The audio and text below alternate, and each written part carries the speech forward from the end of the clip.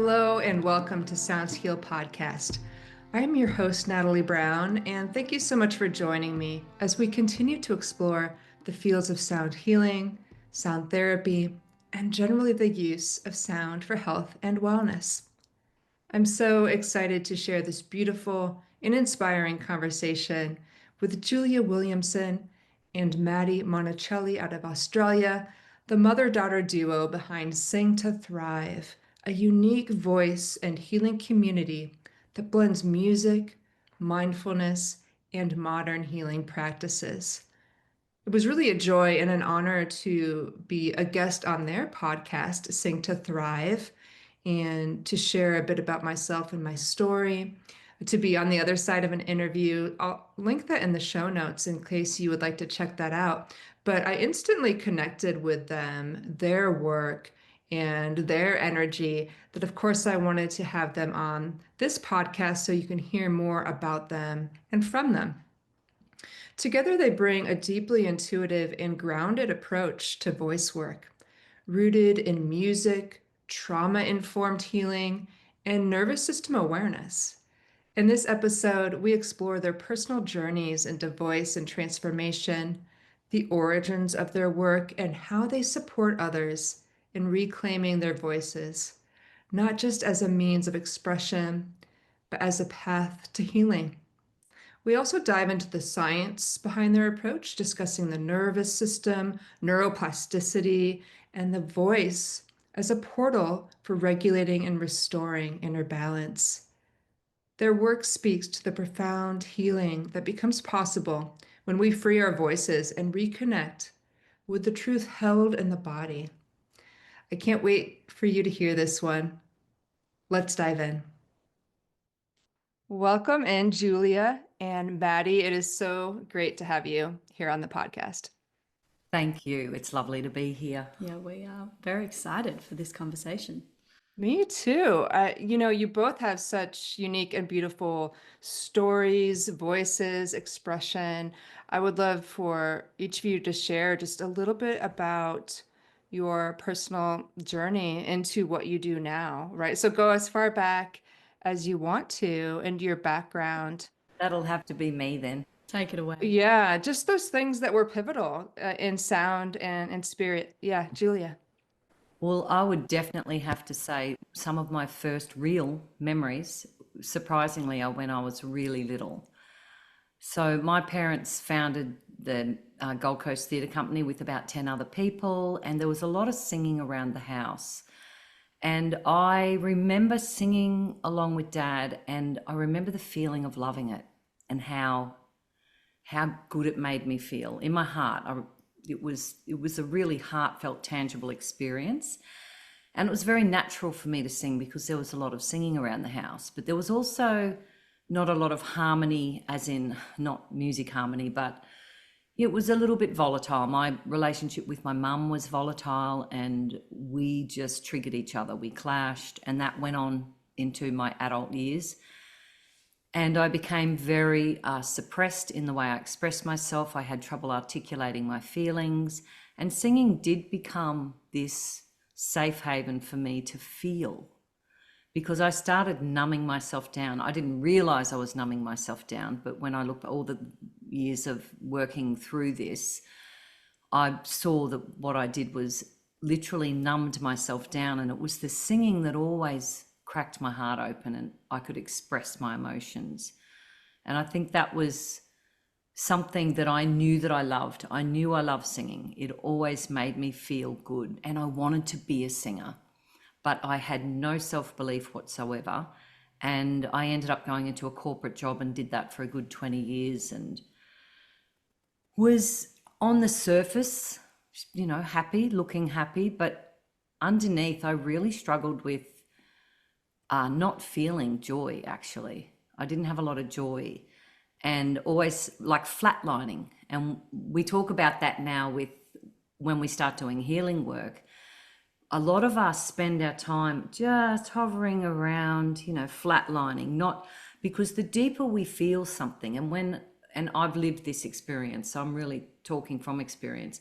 When you go deeply into stuff that's caused you trauma and pain, you're going deeply there, but then you tend to come up the other side of it. So if you've been flatlining and then you start feeling more, you're going down, and then you're coming up that same amount. It's like the deeper I went, the higher I started to feel more joy. And yeah, that was just a process of years of doing inner work and clearing all the belief systems that I realized I was a product of my beliefs. So the other big turning point was, me noticing that I had no joy. And I had my kids, I had Madeline, and then I had Joel, and my son was really unwell. He became really unwell after about 6 months. And then by 18 months, he was very sick. And I decided to get a second opinion, or a third, fourth, fifth opinion out of Western medicine. And I found an energy healer. And literally, she did some work with me and with him. And within 3 days of doing what she said, Joel dramatically improved. And I had issues, quite a few. So I went to her, and then I started work. That's when I realized that we are a product of our beliefs, and that I really had to start looking at my belief systems. And that was back in 1999. And it was around 2003 that I became a practitioner in that modality called past age clearing and healing. And then in 2006, I didn't want to do professional singing anymore, because I wanted to spend more time at home with the kids and have something that I can do at home. And I started the singing and healing school. And that was a massive learning, because I just thought, I used to make a running joke, oh, who knew so many people wanted to sing? But there was so many people just like me, suppressed, full of anxiety, all these really negative subconscious limiting beliefs. And I was attracting all these people that weren't fitting in anywhere else and didn't want to go to a traditional choir, because I definitely do not run it like a choir. And it just evolved from there. So that was some of my big turning points. And then I guess in 2015, when I discovered neuroplasticity, learning about how the brain does change, because we were taught that the brain can't improve upon itself, or we know that that's so untrue. And I started having massive aha moments around, oh, wow, that's why this person got over a massive addiction and could even leave AA and go and start living a normal life. And I had so many case studies where people were having massive improvements. And I just thought, oh, wow, this singing's good, really works. But there was so much more to it. With the neuroplasticity and the epigenetics and understanding sound and somatics and how it affects the cells, there's so much that happens, and our voice is our own unique healing tool.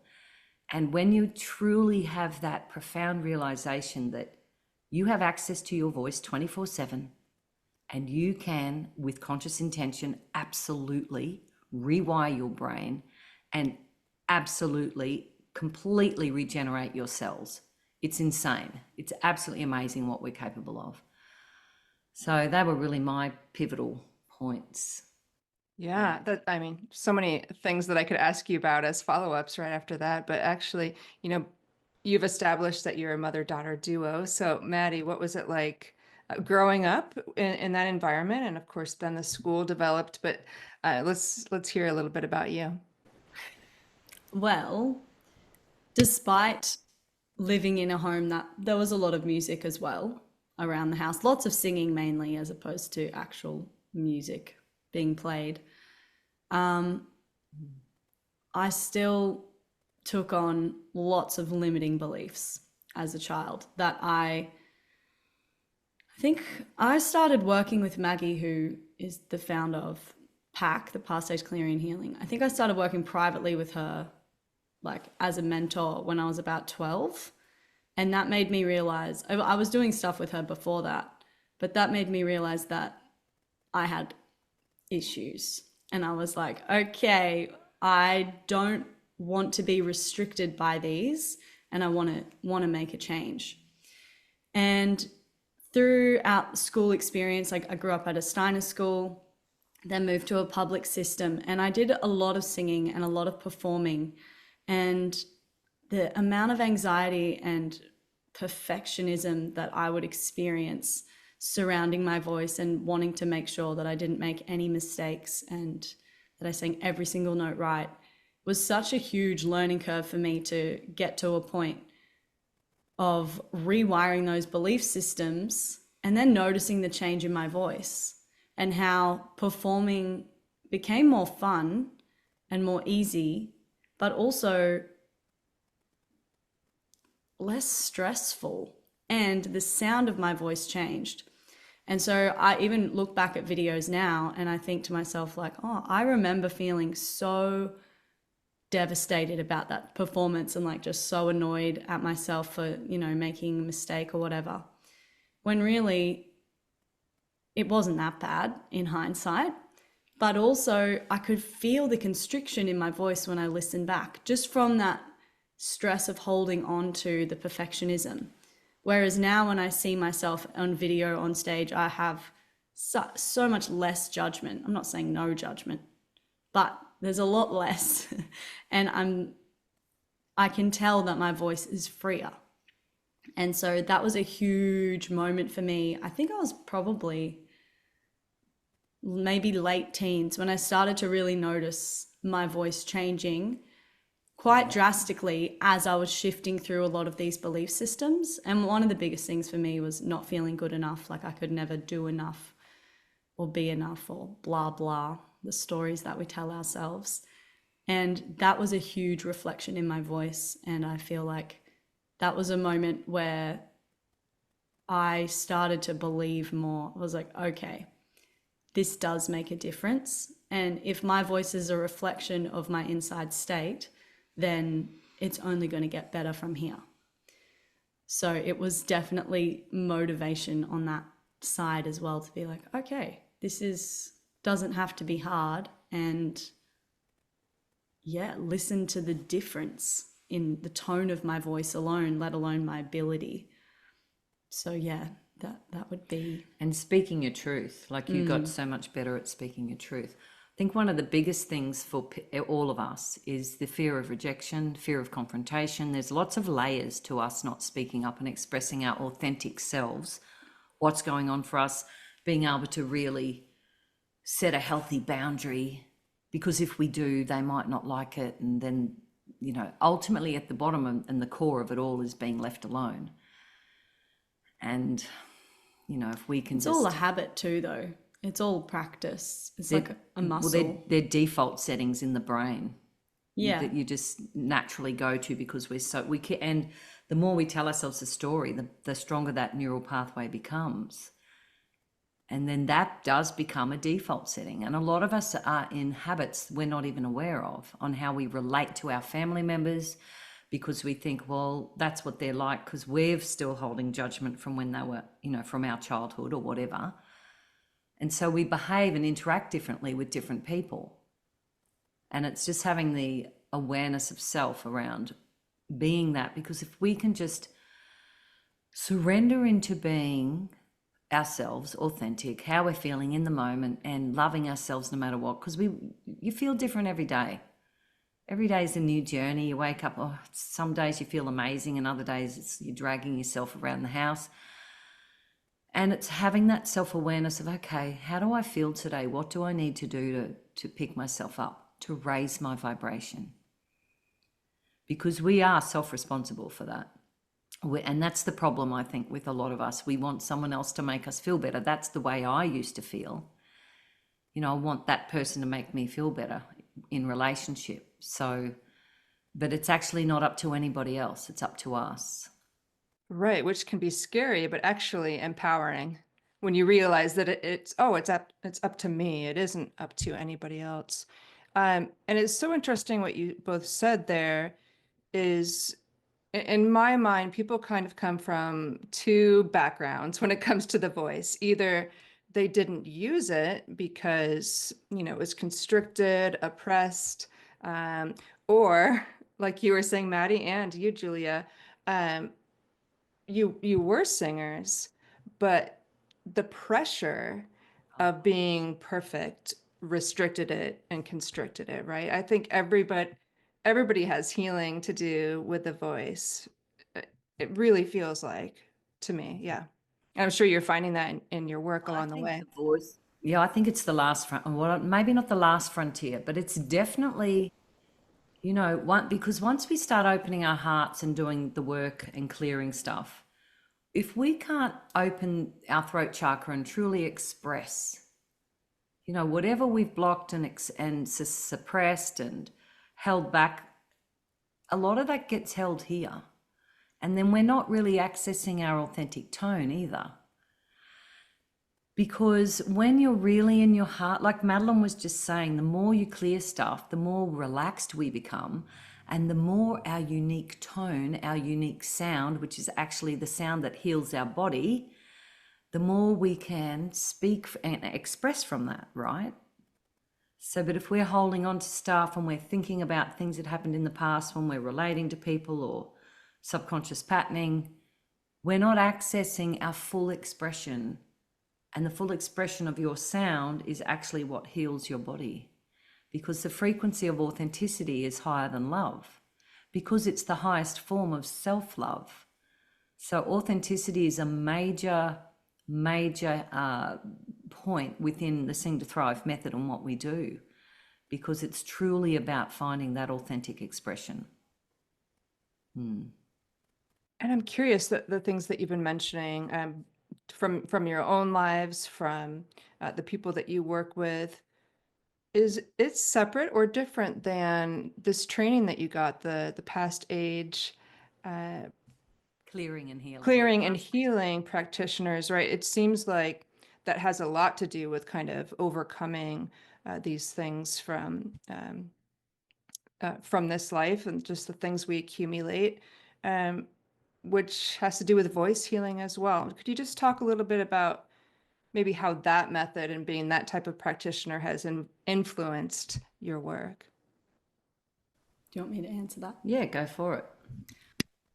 Well, in short, what Mum was finding when clients would come for a singing lesson was that it very obviously, and I've experienced this too with my clients, it's not about singing majority of the time. Number one reason that people come for a singing lesson is confidence. And why they don't feel confident is a myriad of different reasons of subconscious belief systems that they have accumulated over the course of their life and beyond, depending on your belief system.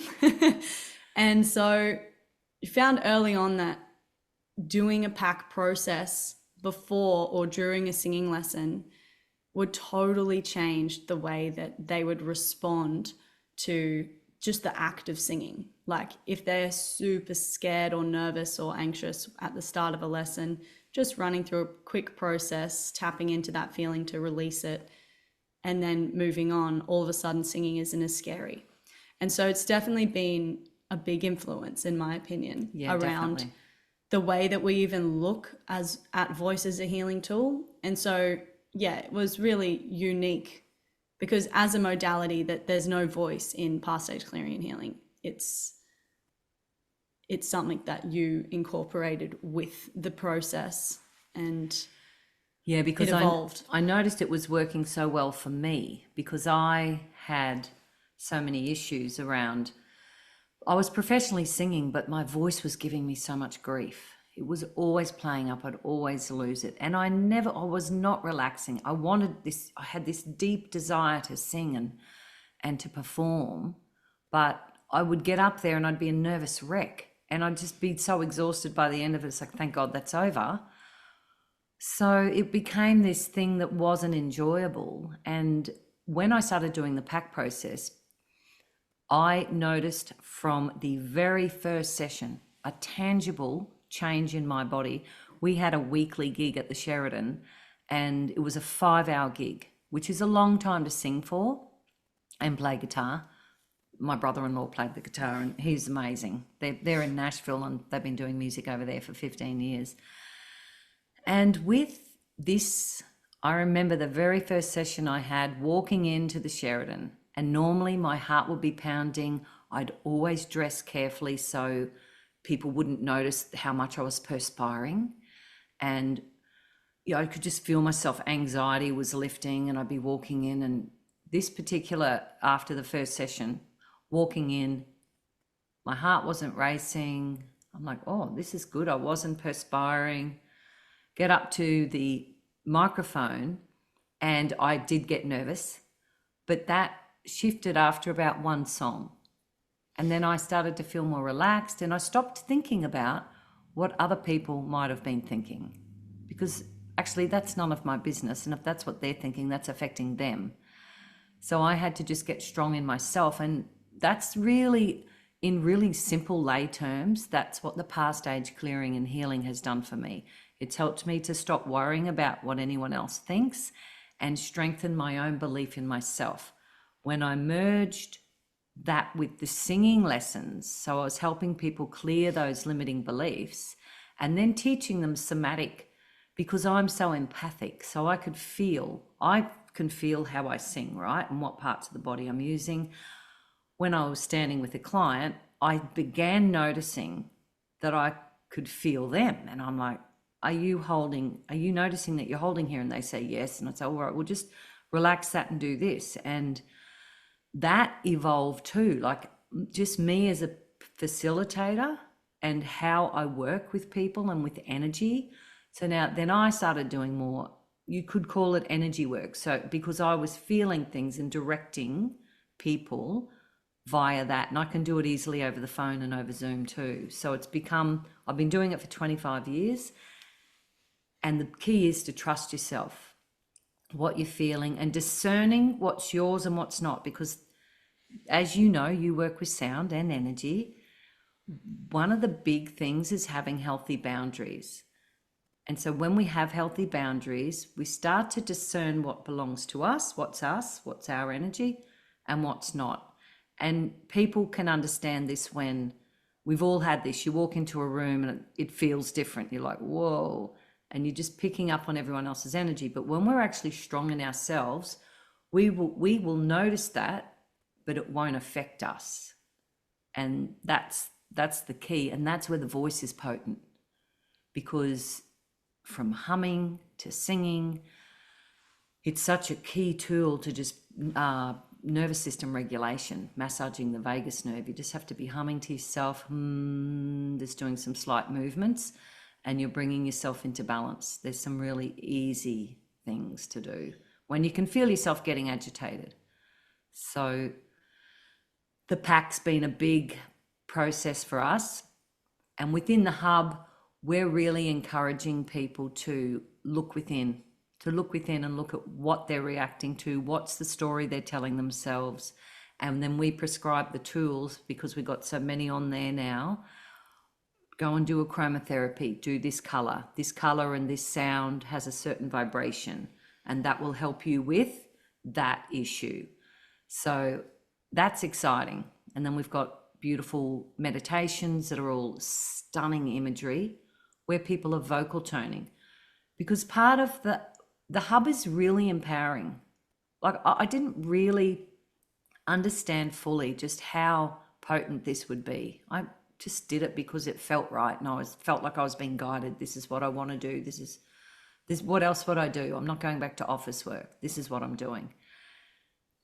And it involves the participant. So I'm not healing someone. We're not healing anybody. We're empowering them. This is what you need to do to reclaim your voice, reclaim your joy, get control of those belief systems and start co-creating what you really want. And that's empowering, because people are involved in their own healing. So would you add anything to that? I think that's definitely been the influence of PAC, though, in the sense of like being self-responsible and taking that responsibility for your emotions and your reactions to things. And yeah, I mean, the hub is just a great toolkit for people to use to support them through any kind of triggers or reactions that come up. Whether it's around voice or something else is irrelevant. But as I said before, because our voice is a reflection of our inside state, when you do have things start to come to the surface, it becomes really obvious. And using your voice as a tool alongside intention, it's unstoppable. And it's fun. Like, I don't think we've mentioned that yet. It's actually joyful, because healing can be quite arduous. And this is quick.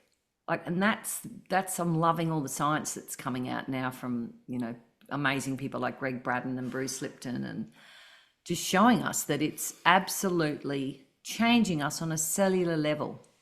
And yeah, that's what's exciting. I think that's such a good point. Yeah, we can get so serious. We can peel away all these layers, but it can be, the work that you're doing can be a lot of fun and very connecting for people and liberating. It's all the things. It's so much more than when people first think of. In my experience, working with people with the bowls and all these other instruments, when they get to the voice, they have a certain idea of it being used for a musical experience, almost like they have to, audition for something, rather than it being really a healing tool, a spiritual experience. So you've mentioned the hub. I would love to hear more about this Sing to Thrive method, your mission, and just kind of spell out what the hub is for the listeners that are just meeting you. Yeah, lovely. Thank you. We birthed the hub last July. I mean, I've been doing this work. I really launched the school in 2006, but I'd been became a practitioner in 2003, and was absolutely dedicated to this healing and making it more accessible because we were finding that we were getting so busy, I was burning out. And then I did a 3-month isolation retreat back in 2017. That was actually a massive turning point too. And I had a download on the school, seeing myself teaching other people how to do what I'm doing. And I had seen what it had done for Madeline. We've done so much clearing around ancestral patterns, Madeline and I, and it's been really liberating. And so I embarked on that journey and started recording all the music that I had written to date. There's a lot more that we've written that we haven't professionally recorded yet, but we do a lot of that live on the hub. So I recorded all the music, then I made these they're journeys that deal with the top 5 core issues. And they educate, they take you into a deep meditative state. There's singing involved, there's positive affirmations, and then there's dancing at the end. So there's lots of different elements in those journeys, and they're longer. They're like a half an hour thing that if you've got issues around prosperity, for example, and that's always about us receiving, allowing in. And, Madeline explains that really well, because it is about the amount of love we allow in is usually indicative of the amount of money that we allow in, and the belief systems that we've got around that, which is fascinating. And then I've made a whole massive library of these vocal vision meditations. So you're vocal toning, but you're looking at beautiful imagery. So it imprints the visual cortex. That could, because the brain doesn't know the difference between what's real and what's not. So then that's affecting you on a cellular level. The vocal toning, according to the Tibetan monks, vocal toning activates the original DNA blueprint. So, but what I believe, and I always get activated when I think of this, what I believe is our unique tone, sound, when we're humming. So if we all just drop in now and do a hum, so just take a deep breath.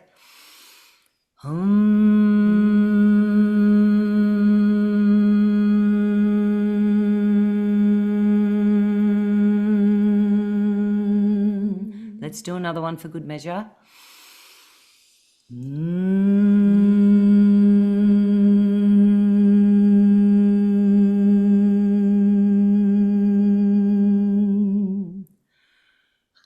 Your sound is what calibrates, think about cymatics, is what reorganizes the pattern of the matter in your cells.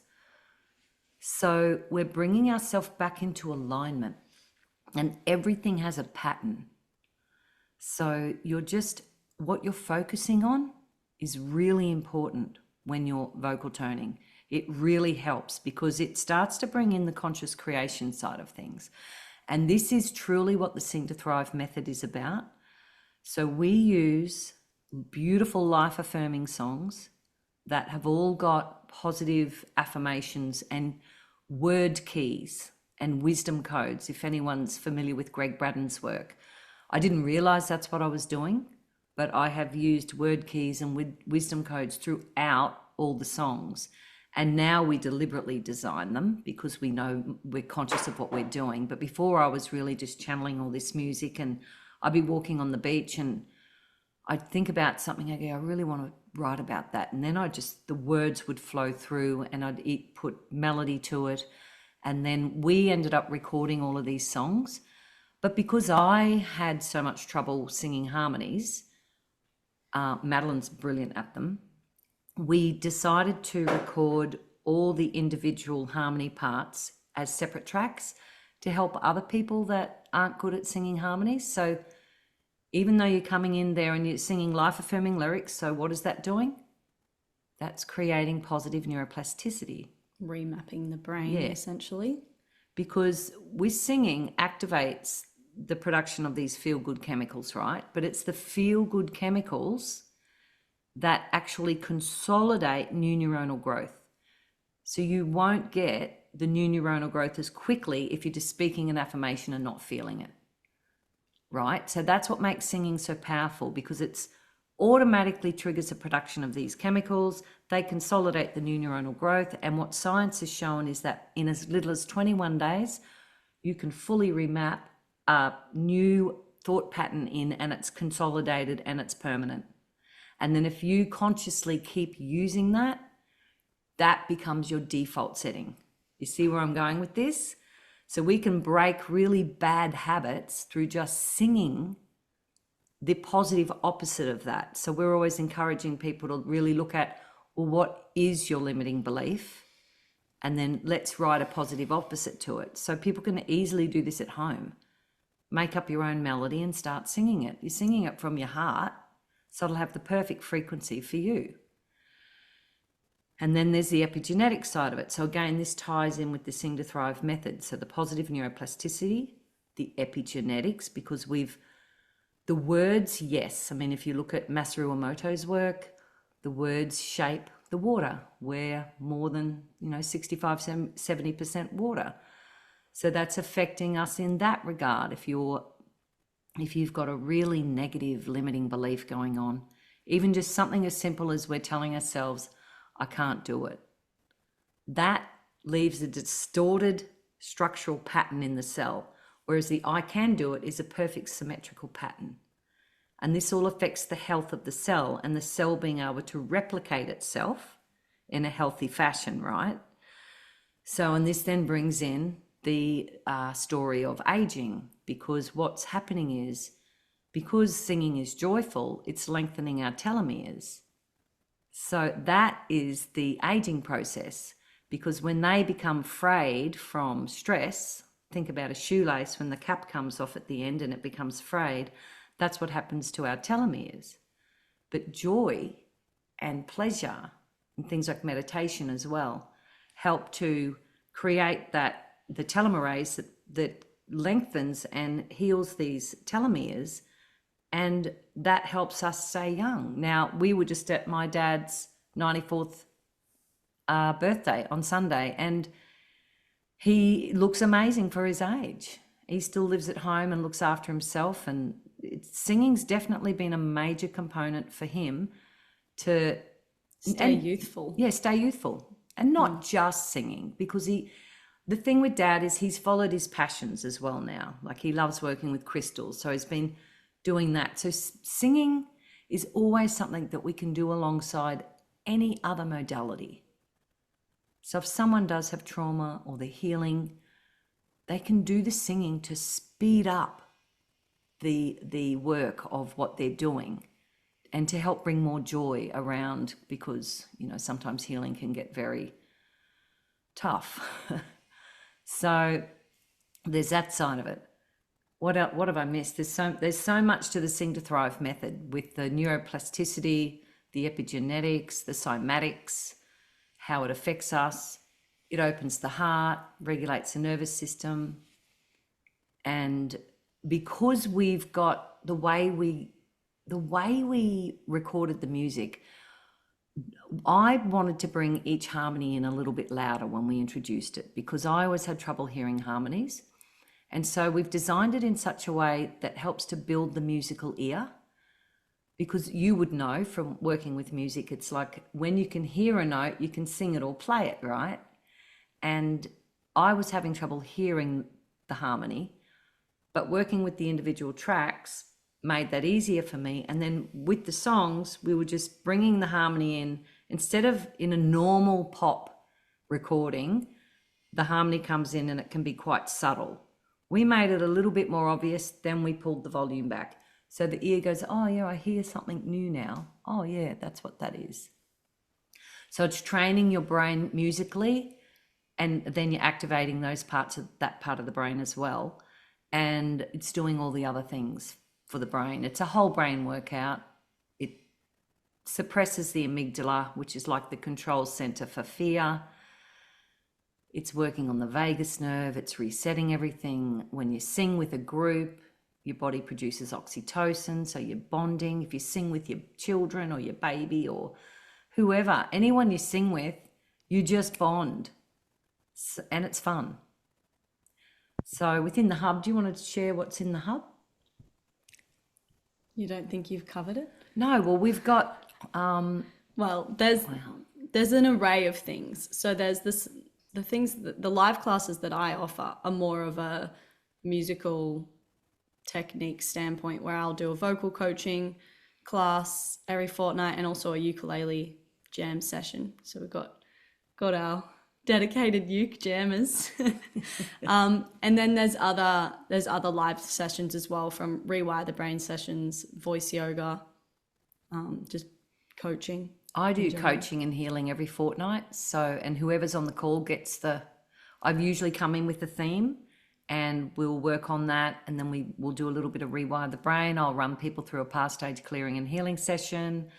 So you will, at least, if there's always that, like, even if people can only make one live class, they're getting so much value. Yeah, but then there's also all the recordings as well for all the live classes. And then, yeah, we've got like a huge array of vibrant singing sessions, we've called them. And then there's the harmony training, which is where we've actually broken up those individual audio tracks for the songs and put them into a lesson format to help people train their ear to hear and sing harmonies. And even improvise as well. There's sections on that. Yeah, because that was a big part of the Sing to Thrive singing circles. I've got this sort of recipe on how to run a class that's the best, like that's so much fun. And improvisation is a huge part of that at the end, because people just like start to let go and experience freedom. You know, just taking a risk and singing something that's improvised, as you know, as a musician, when you're improving with playing violin. I mean, it's amazing, isn't it? It's very freeing. It's very freeing. Yeah, that's just so great that you incorporate those aspects of just making something up. Like, we can do that, you know. But also this bringing the sensitivity to the ear, the harmonies. I love that. That's just such a great idea. And it helps, just develop that sensitivity. And what you were saying there, I mean, it's such a reminder of how practical using the voice is, right? It's a simple, practical tool, but how profound the impacts are. I mean, hopefully everyone listening hummed along with us. You can just kind of feel things aligning and buzzing when you hum, and it's just so simple. If you're able to share, and I'm wondering if you can share any profound or maybe surprising transformations you've seen and witnessed through others with your work and the voice. Well, definitely trauma. Like, I've had clients that shared with me, like one client in particular had been singing with me for about a year. This is before I started the hub. And she shared with me that very traumatic childhood, the father would be away for months and then come back and be drunk and very violent. And she would literally hide herself in her bedroom cupboard and she'd be rocking herself. And I thought, and humming to herself. And at the time I thought, oh, wow, look at that. The body just innately knows what to do. It's humming to calm itself, right? Massage the vagus nerve and just settle everything down. The rocking as well, that slight movement. Yeah, that slight movement helps to regulate the nervous system. And so she told me she was waking up with the song lines in her head. You know, bountiful and beautiful I am, love is all there is, peace a blissful kiss, joy to all that lives, bountiful and beautiful. So, and she said she's waking up in the morning with all these groovy songs going on in her head, and she was waking up happy instead of waking up like, oh, you know, a drag. And she had been going to Alcoholics Anonymous for 10 years and stating, I'm an alcoholic and I have been clean for so long. And I did encourage her to stop saying that, because you're strengthening that pathway of the I am an alcoholic. And actually it was just a phase of your life that was bloody hard, and you use that as a tool to feel better, but you don't need that anymore because you've evolved beyond it and you've got other tools now. And that was massive for her. And she was able to really let that go, and she had a massive transformation. I've had people that have had massive car accidents and had debilitating physical ailments and depression completely reverse it, completely, like come out of it feeling happier, more joyful. Their body starts to come back into alignment. I had a client once that couldn't hear 3 notes, and he was getting really angry about the fact that he just couldn't get these notes. So I said, all right, let's do a past stage clearing and healing session. So this was a private session. And that went back to a memory where he had been scolded by a nun for not singing the right notes and told to not sing, just pretend, mouth the words.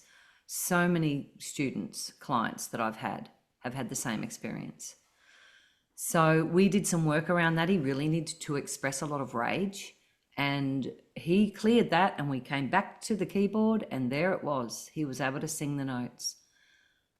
And so in the hub, we're seeing people that have got isolation issues, bit of depression, don't believe in themselves, but they're actually extremely talented. You know, they've got so much to offer, but they're still stuck in the not feeling good enough, or the rejection script is huge. If, you know, what if I fail, or what if, and they're slowly but surely coming out of that. And one in particular, she never used to leave her home. And within 2 months of being on the hub, she drove up, it was about an hour, she came up to where I was running a singing circle and did it. That was massive for her. And now she's out and about. It's amazing. And just people that have become stronger in their singing, but they're also noticing that they can speak up more and set healthy boundaries with their family members. Got lots of mums that have got daughters where they, you know, teaching each other how to not project onto one another, to own your stuff and go, all right, I'm reacting, that's my issue. So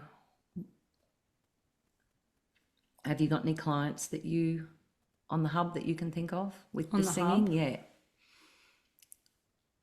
Yeah, I mean, the people that, there's one lady who's new, who's a bit older. She hasn't come onto a live class yet, but she comments on all of the recordings. She's just methodically going through all the vocal coaching lessons. Every day I see a new comment. They're like, wow, these are so informative. I'm really improving. This is so cool. Yeah, she's been a trooper. Ultimately moving back to that, like feeling confidence. What is confidence? Like, it's trusting in yourself that you've got what it takes to do whatever it is you want to do. And if it's singing, it's trusting your voice. So that's huge. And so what we do, where we come from both avenues, from like a technical musical standpoint to develop the voice, develop your ear and auditory skills for harmonies and improvising and just general Singing, yeah. pitch and singing. And then the other side where we're working on the beliefs and intention and using it as a healing tool, the combination of that builds trust within your voice and with yourself. And ultimately that will result in confidence. And that's what I see over and over again, whether it's in the hub or all of my private students. So many of them are just, if they realized how far they've come, you know, even one of my biggest probably case studies is a man who, he actually started coming a year ago yesterday or something. We figured out on his session last Friday, and he couldn't speak to the age of 7. And then he worked with a speech pathologist for 5 years after that to develop his voice and his speaking. So the amount of trauma he had surrounding just using his voice in general and always wanting to sing and never doing it. And then finally a year ago showing up for his first singing lesson, he was just beside himself with fear. And we did a PACH process. We went through heaps of layers. We've done a fair bit of work since then, to the point in the session last week, I got him to record one of our exercises because he didn't miss one note. And before, it was a struggle to find where he'd sit, especially with the octave difference between men and women. It's a bit tricky sometimes anyway. But at the start, it was actually very difficult for me to hold the notes and not get thrown off. It was so out of alignment. Yeah. And so the more he's worked on his stuff and come into alignment within his own being, his voice is reflecting that, and it's pretty transformational, even just in a year of coming, you know, not very often. It was fortnightly, but then it went monthly. Like it doesn't have to be a lot, you know, but it's that dedication to yourself to create a relationship with your voice. And the big thing that I see is lots of facilitators, yoga teachers, breathwork facilitators, Even sound healers. qigong, sound healers we've worked with. And I just expect them to all be confident, but they're actually not confident with their voice. They can stand up and be fairly confident with the way they present, but as soon as they have to use their voice for either singing but some of them aren't even really confident. They did the yoga training. I've got a couple where they did the yoga training, but hoping they'd get confidence because they teach, but they're actually still quite nervous. And I get that because I was that. I could sing. I had a beautiful voice, but I used to be so nervous that it would just constrict everything. So anyone that is doing, we usually attract people that are already in the healing work or want to do healing. And that's what we're seeing in the teacher training. We've got amazing people that have joined that want to free, and the feedback in the hub, because we only started the teacher training, we've done 3 modules so far, has been phenomenal.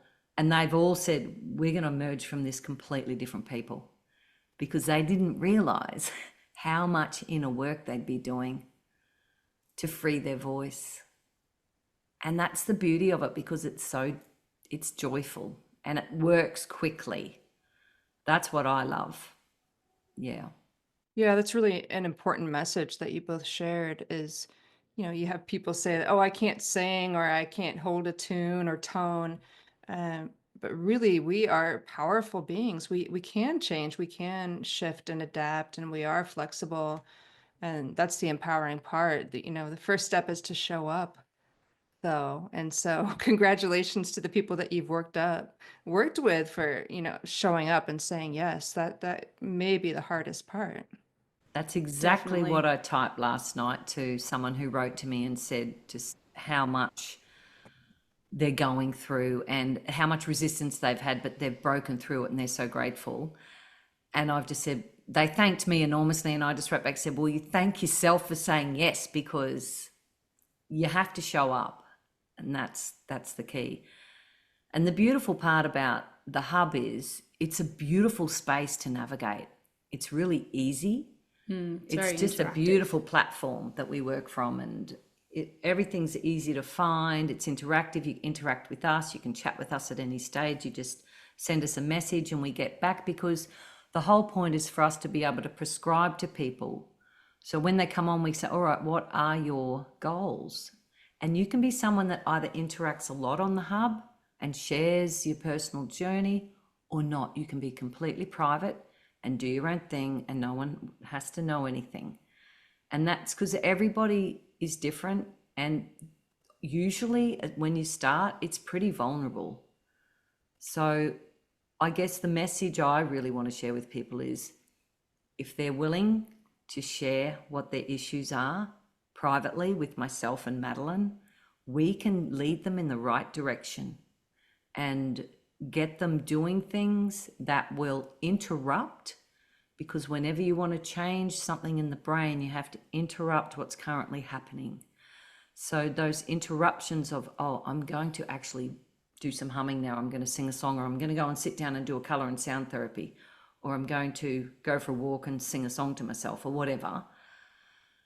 And we intuit that. We know, we've worked with so many people now. I can hear someone's story, I can feel what they're feeling, and I will have an intuition around, okay, I really feel like this will be good for you. And then they do that, they'll give me feedback, and then I'll go, oh, all right, that's good. I think you could go here now and try this.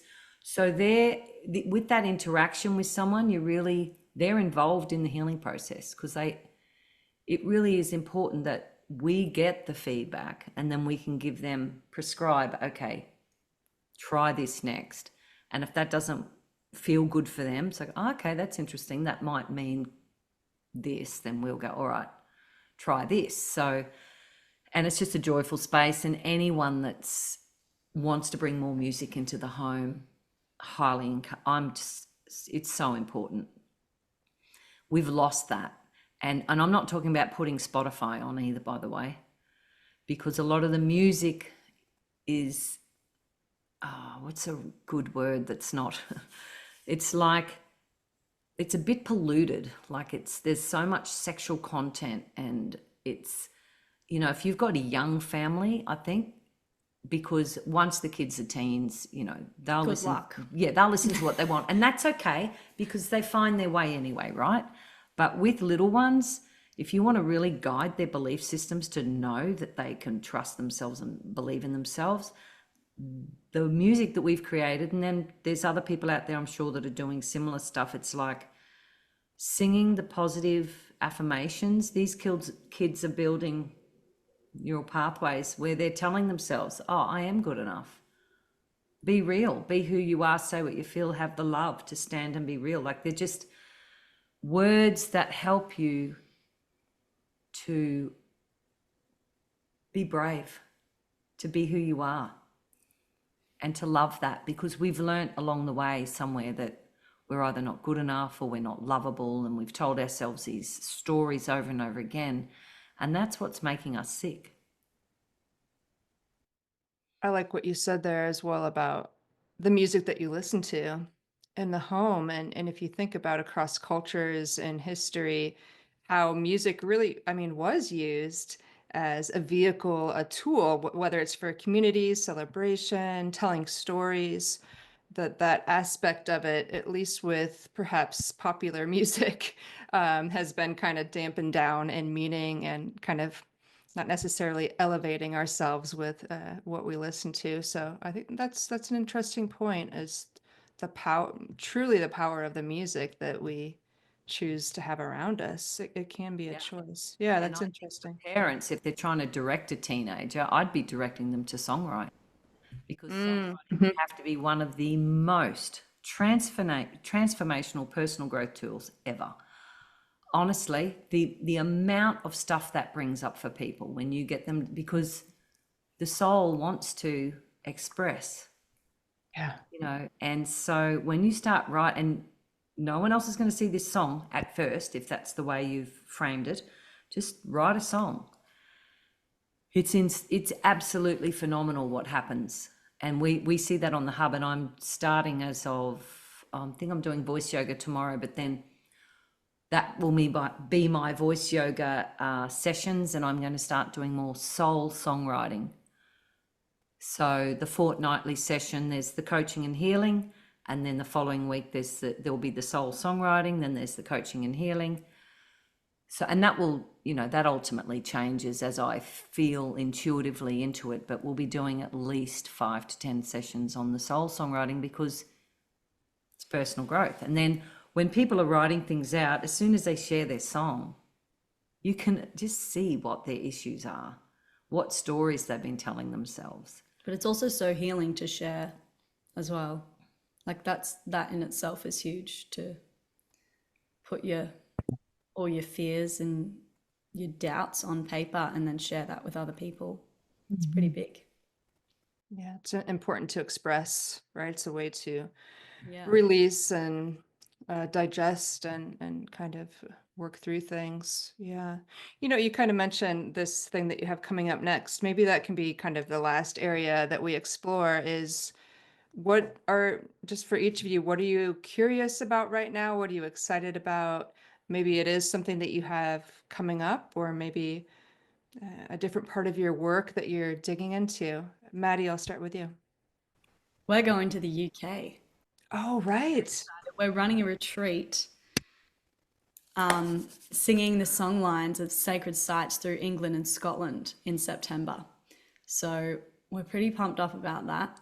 And then we'll be heading to Norway afterwards and teaching some workshops in Norway too, which is very special for us because we have a lot of ancestral lineage in all of the places that we're going. And it was funny when we were planning it out, we're collaborating with these incredible men in Scotland. And we're doing the plans, and then we're like, this is literally where our family came down through these countries. And we're like, wow, this feels really, really powerful. So yeah, we're looking forward to that. What else are we looking forward to? Well, I think Madeline's actually really looking forward to coming to the States too. Yes, I am coming to America after that trip. And she'll be teaming up with people over there to do workshops. Yeah. Yeah, and we have some family in Nashville as well, as we said before. So I don't think I've seen them for many, many years. So it will be good to reconnect as well. So yeah, there's lots of things happening. Yep. On the radar.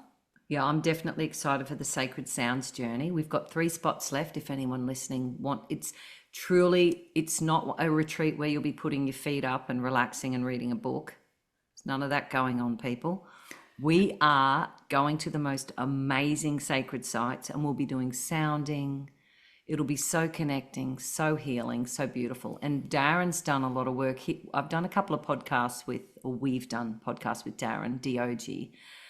And I call him the word alchemist because he knows the English language back to front, and he knows how it's been manipulated and how we create word spells.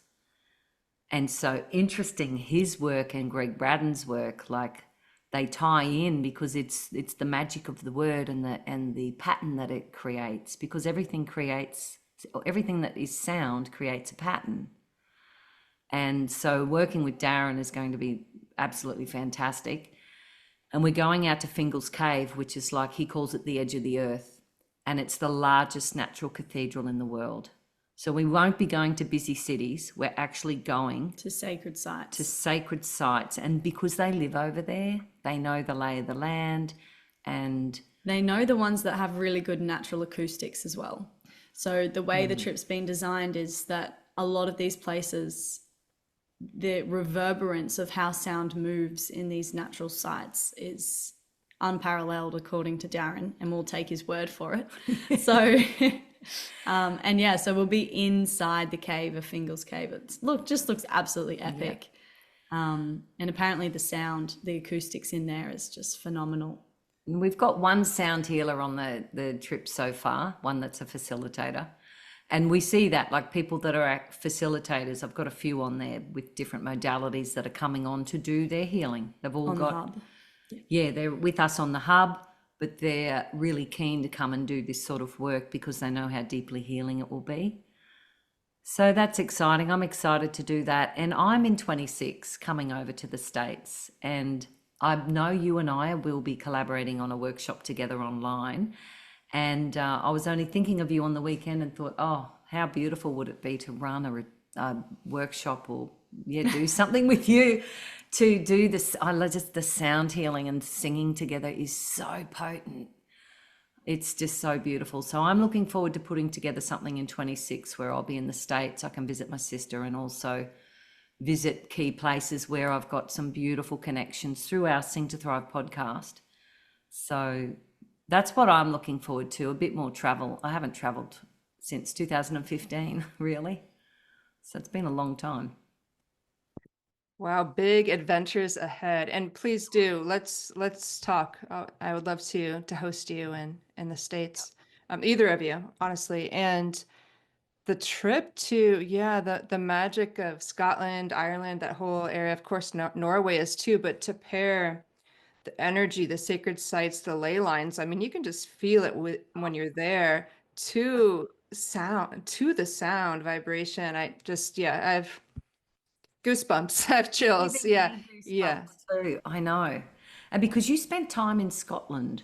Yes, that's my ancestry and I have family there. I went to university in Scotland, in Northeast Scotland. So I'm going back to visit next year actually. So my ears and my heart always perks up when Scotland is mentioned. Yeah. That's amazing. I'm so excited for you and your participants. That's just wow. Thank you. Sounds And I'm amazing. excited. This is the first time I've shared we've created this teacher training, and there's 10 modules, and we've done 3 modules so far.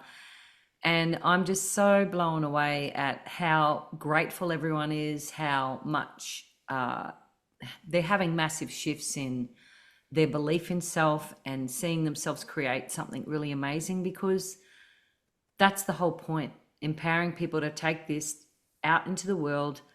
You will always be able to make a living from this because people so very much need this work, and there's not enough of this around. There's lots of choirs, sure, but this is very different. There's a lot of conscious intention singing, and we encourage songwriting. So people are writing their own material and it becomes very unique to them. And we've all got a story. We've all been through stuff. And that's something that we've all got in common, this human experience, and how challenging it can be at times, but how we really do have everything we need inside us.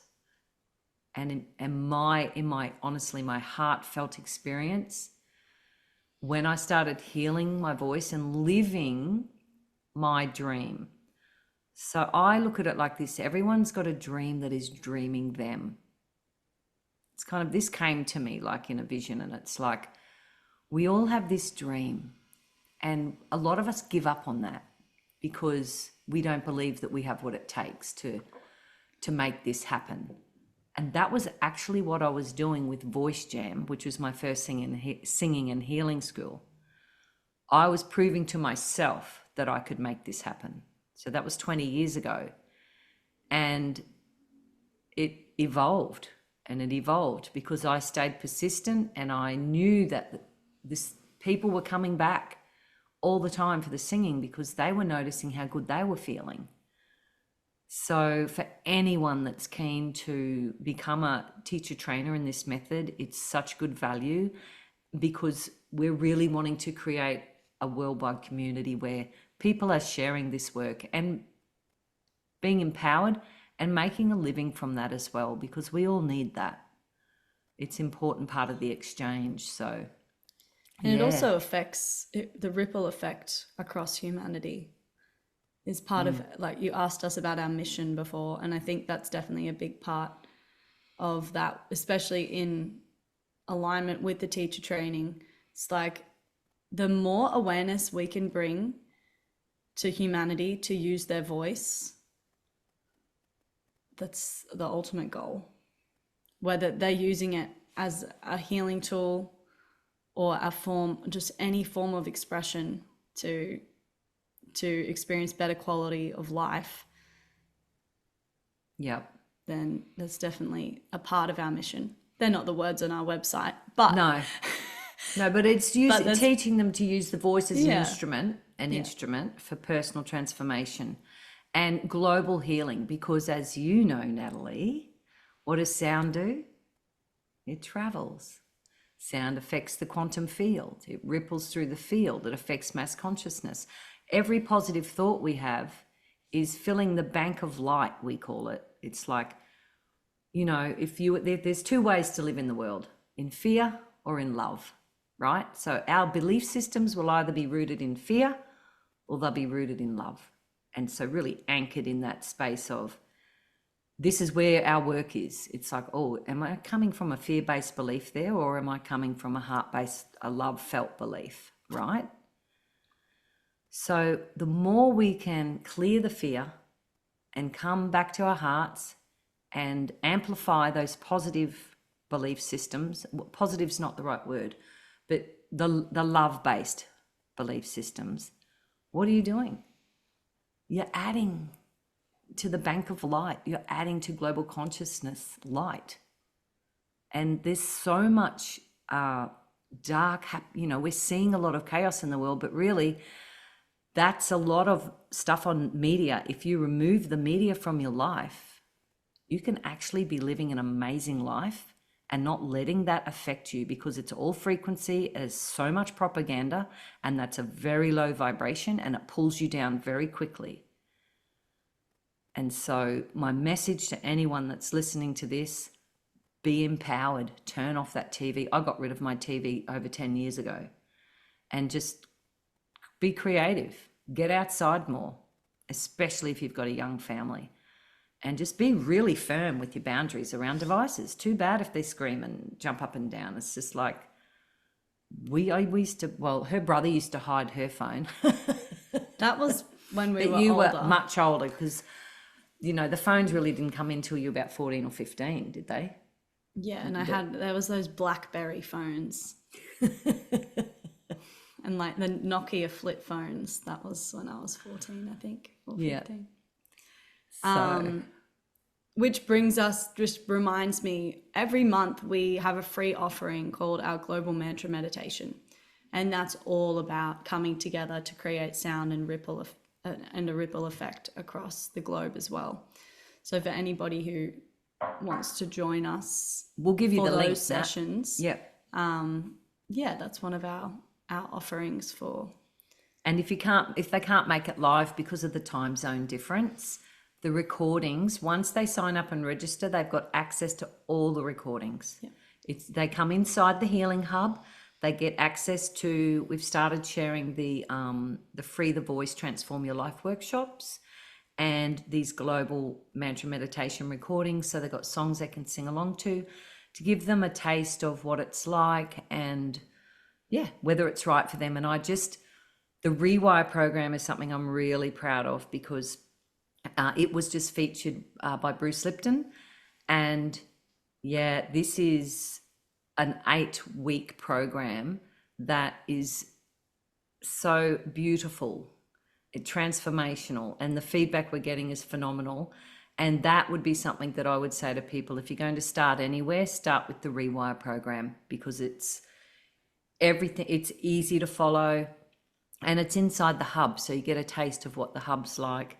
There's the chromotherapy, the color and sound healing activations. You get the vocal vision meditations. So they're getting a taste of all the healing tools. The different components. But it's packed in an 8-week program, and I've got health tips in there for earthing and, foot bath detoxes and just different things to help people that have got anxiety or just really want to take back control and reclaim their joy, because, everyone's really struggling at the moment with everything that's happening in the world. And it's like, no, let's focus on what we want to create, because that's how we create. That's how the field, the work Greg Braddon's doing at the moment is amazing, him and his team. They're discovering that the field, they always thought we were part of the field, but the field is actually emerging from us. So it's like the more we focus on what we want, we're creating our heart's template. That's a scientific term because we've got mirror neurons in our heart, our brain, and our gut. So when we're holding in there what we want, and then we're singing into that, so we're creating the chemistry in our brain that then magnifies that. And the heart has 5,000 times more magnification than the brain. So this is real science-backed work that we're doing here at Sing to Thrive. And we're just thrilled that, that it's really making such a difference. Yeah, we didn't really know when we started this how powerful it would be. So we're grateful. Well, I really think your hope and your mission has come true, right? You both have a ripple effect. I've only talked to you once before, but I could feel, I can sense what a difference it's made for people that you both stepped onto your own paths, right? You stepped into your own Yes. power, and people can see that and radiate with it. So it's just wonderful what you're doing for everybody that you're working with and the resources that you provide so openly to people as Thanks, well. So Natalie. thank you for all that you're doing. Thank you. And thank you that because that is true. We have stepped on our path and it hasn't always been easy. Right. That's important. Really, Yeah. it takes courage to, and all your fears come up. Can I do this? Am I good enough? We've been there. We've done that. And so, and truly for anyone listening, I wasn't, my health had a massive turning point when I stepped on my path. I just started getting better. I'm telling people, don't ignore that soul yearning, the dream that is dreaming you. Pay attention to it and take little steps every day. That's what the Sing to Thrive Hub's for. Come back to you, come back to your life, come back to your authenticity because it's so much more fun. And it can be scary at times, but yeah. That's right. And there's no reason to wait, right? Just like we were saying earlier, you just need to take that step. Now is the time. Yeah. Yep. Yeah. What did you say last week? The medicine is the sound and healing and Sound and frequency is the medicine of the future, but the future is now. Right now. Yeah. Well, that's the a medicine famous of quote. the now. That's Yeah, right. definitely. Yeah. It surely Which you is. offer too, Natalie. We're all experiencing it, right? It's Yeah. just so it's increasing so rapidly. I mean, everything is accelerating. And that's why we're here. That's why we're on this path, just to help others find it. And so many people are right now Yeah. finding this work. Totally. Yeah. Yeah. Yeah. Truly. Beautiful. Well, thank you both so much for your time. I really appreciate you both. And I look forward to staying connected and hopefully collaborating. Thank you, Natalie. Thank you, Thanks Natalie. for having us. It's beautiful to speak with you. Thank you. And nice to have my daughter with me today because we live 4 hours apart. So It's a beautiful. fluke. Yeah. Yeah, great to have you both together. Thanks, Natalie. Yeah, thank you too. Thank you for tuning into this episode of Sounds Heal Podcast. You can keep up to date with what's coming up next at soundshealstudio.com, on the YouTube channel, Sounds Heal Studio, for the podcast and new music, on Instagram at Natalie Brown Sounds Heal, and Facebook at Sounds Heal Studio. Be well and stay tuned.